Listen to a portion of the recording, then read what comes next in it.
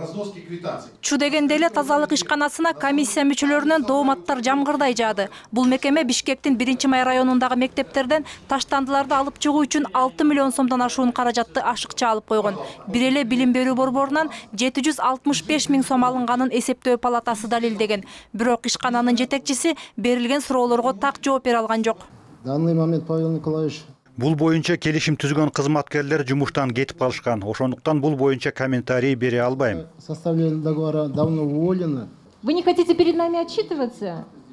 Почему? Не хотите с нами делиться информацией? Почему? Получается, мы к вам на каждое заседание комиссии Я единоличное задаем вопросы, решение не и вы могу каждый принять. раз, извините меня за грубое слово, вы мычите в ответ. Шаардык кеңештин депутаты Гүлнара Молдобаеванын мындай баа берүүсүнө шаар мэри Кубанычбек Кулматов териге түшүп, тазалыктын жетекчисине болуша кетти. Бирок тазалык ишканасы жада калса мэриянын өзүн да сызга отургузуп жатканын билбесе керек. Скажите, пожалуйста. Айта кетүүчү жагдай, булар мэриядан дагы 36 миң сом акча алышат. Бир гана билим берүү борборунан эмес. Ал жактагылар шаардык кеңештин токтомдорунун аткарылышына көңүл бурушпайт. Муну Сарпашев мырза көзөмөлгө албай жатат. Кулматов Бишкекти жетектеген 1,5 жыл ичинде тазалык ишканасына карата 20дан ашуун кылмыш иши козголгон. Бирок алардын бири да аягына чыккан эмес. Алсак, бир бульдозер сатып алууга эле 212 миң доллар каражат жумшалган. Бирок бул боюнча эч бир кызматкер жоопкерчиликке тартылган жок.